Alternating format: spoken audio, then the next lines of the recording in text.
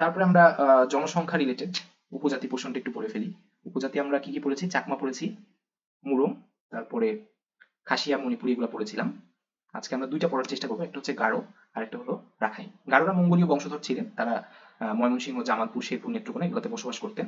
তাদের ভাষা ছিল মান্দি এবং তারা নিজেদেরকেও মান্দি হিসেবে পরিচয় দিতে পছন্দ করে। এবং তারা তাদের ভাষাকে বলা হয় যে সেটার অরিজিনটা তিব্বতীয় বর্মী থেকে অরিজিন। এবং আমরা জানি যে গারোদের পরিবার মাতৃতান্ত্রিক। তাদের ধর্ম, ঐতিহ্যবাহী যে ধর্ম সেটা হচ্ছে সাংসারিক। কিন্তু বর্তমানে বাংলাদেশে যারা আছে তাদের মধ্যে 90%ই খ্রিস্টান, মানে ধর্মান্তরিত হয়ে খ্রিস্টানে ধর্মান্তরিত হয়েছে। আর 2% মুসলিম, হিন্দু এরকমও আছে। আর বাকিরা ঐতিহ্যবাহী ধর্মটা এখনো টিকিয়ে রেখেছে, সাংসারিক। তাদের যে উৎসব সেটাকে বলা হয় ওয়ানগালা এবং প্রধান দেবতা হচ্ছে কাতারা রাবুকা, এগুলো আমার মনে হয় মনে আছে সবার। আর তাদের যে পোশাক সেটার নাম হচ্ছে দকমান্দা এবং দকসান। এরপরে রাখাইন।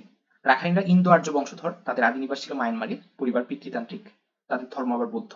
উৎসব হচ্ছে জলকেলি এবং তারা বসবাস করে পটুয়াখালী, চট্টগ্রাম এবং কক্সবাজারে। প্রতিদিন আমরা একটা ইনস্টিটিউট সম্পর্কে জানার চেষ্টা করি। তো রাখাইনদের সম্পর্কে একটা ইনস্টিটিউট হচ্ছে রাখাইন কালচারাল ইনস্টিটিউট। এটা 2007 সালে স্থাপন করা হয় রামু, কক্সবাজারে, যেহেতু তারা কক্সবাজারে থাকে। তো এইটুকুই ছিল আমাদের আজকের পড়া। জনসংখ্যা থেকে আমরা উপজাতি 7টা ক্লাসের মধ্যে শেষ করার চিন্তা করছিলাম। তো 5টা ক্লাস করলাম, আর 2টা ক্লাসের মধ্যে আশা করি উপজাতি শেষ হয়ে যাবে। তারপরে আমরা একটা উপজাতির উপরে পরীক্ষা নেওয়ার চেষ্টা করবো। আর তার আগে আমরা আজকে যেহেতু ওই এটা শেষ করে ফেললাম, মধ্যযুগটা শেষ করে ফেললাম, মধ্যযুগ সম্পর্কে আমরা নেক্সট একটা পরীক্ষা নেওয়ার চেষ্টা করবো। তাহলে ওইটা দিয়ে দিও। আর আমি এই যে ভিডিওতে যাতে আসে এই জন্য আরেকবার কথাটা রিপিট করি যে শাহ সুজা কি সুবাদার ছিল, তাকে যখন আওরঙ্গজেব আক্রমণ করে তখন সে আরাকানে পালায়, তখন আরাকানে ছিল মগ রাজা। মগ রাজা সে হচ্ছে দাবি করে যে তার মেয়ের সাথে যাতে বিয়ে দেয়, কিন্তু শাহ সুজা সেটাতে রাজি না হয়ে উল্টা আক্রমণ করার চেষ্টা করে, কিন্তু মগ রাজা তাকে মেরে ফেলে। আর পরে আওরঙ্গজেব আবার ভাই হত্যার জন্য প্রতিশোধ নেওয়ার জন্য মগ রাজাকে যে আক্রমণ করে।